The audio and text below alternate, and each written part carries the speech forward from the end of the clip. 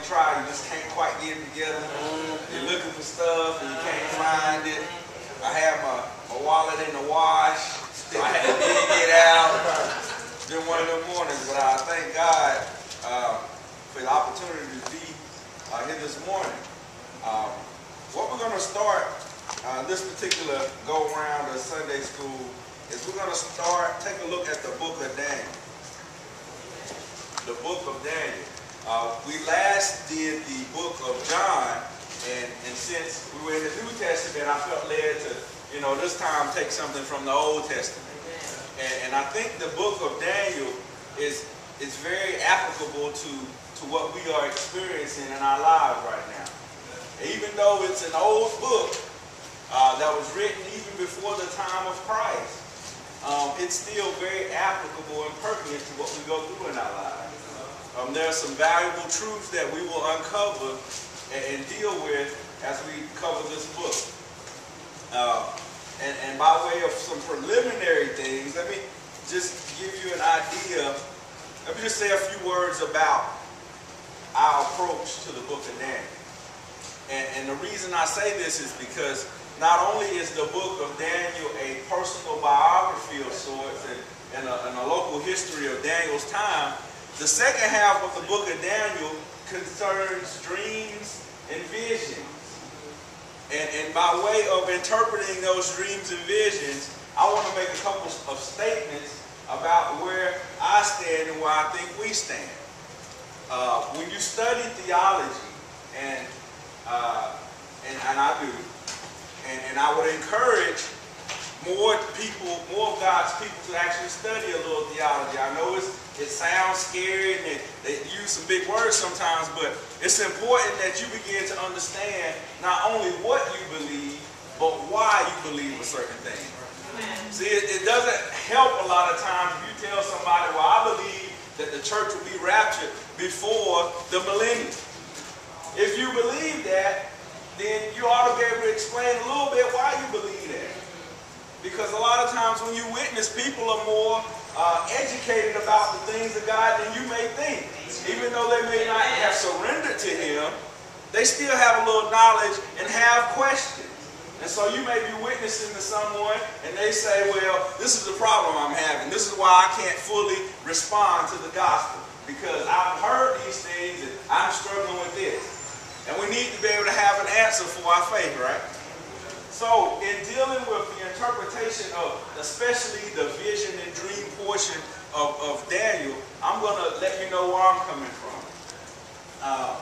When it comes to eschatology and the things of the end times, I am what you call a premillennialist, as well as I take a pre-tribulation point of view. And what all that means is that I believe that the millennium period is a literal 1,000-year period that is to come, that will be fulfilled in history in the future.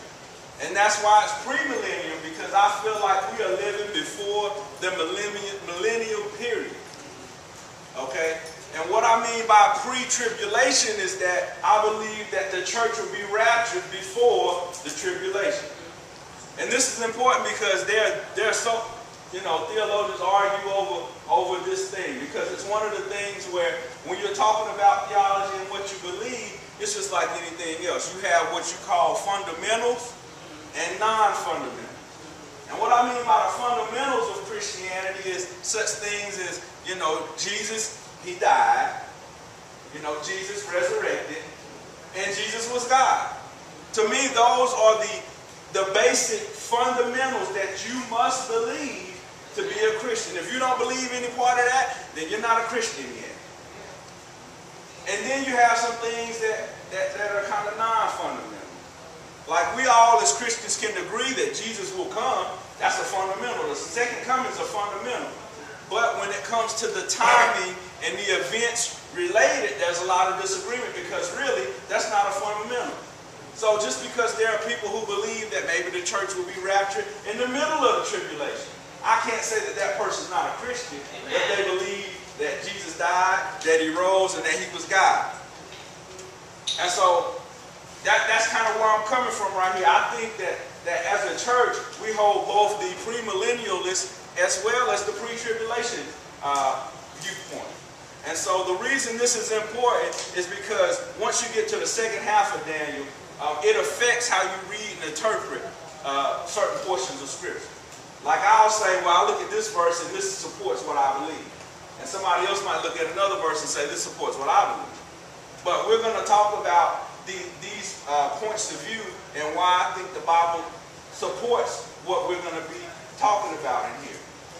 And so let's begin with just talking about a little bit about Daniel. Daniel wrote this book. He was taken from his homeland and raised in the Babylonian court. And in that way, he's a lot like Joseph in a way, taken from his homeland, raised somewhere else, and he rose to prominence in that land. You know, he got the highest job that you could get in that land.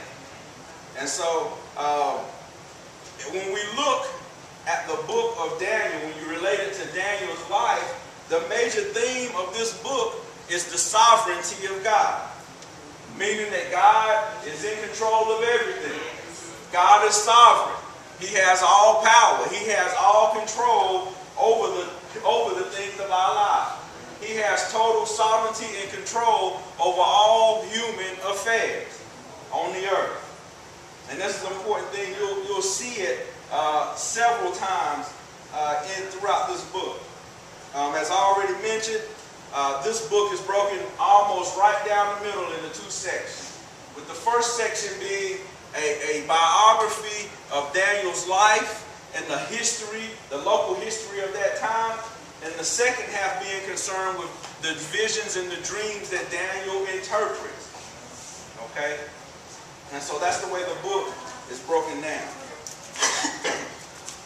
So let us very quickly, begin to look at chapter number 1 of the book of Daniel.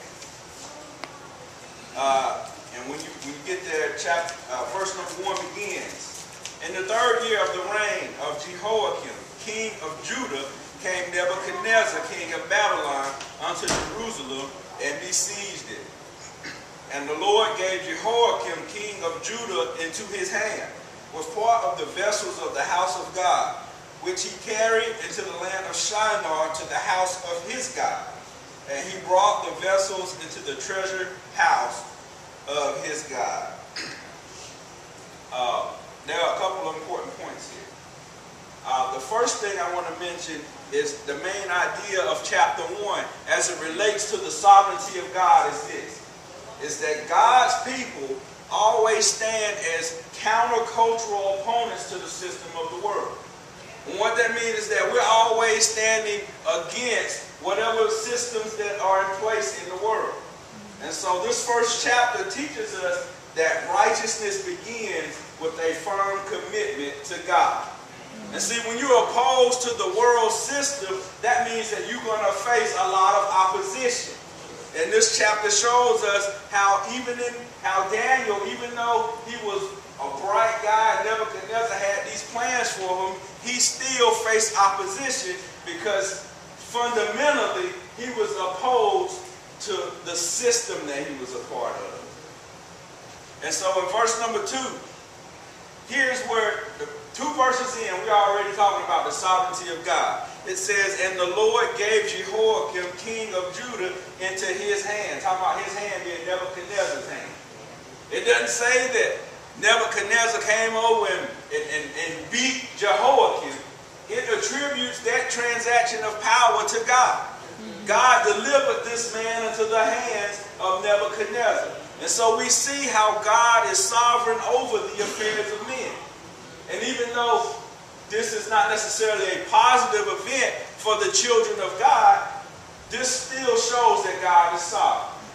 And so even in the midst of things that we don't understand, I'm sure they were like, we're the children of God. You know, why is this happening to us?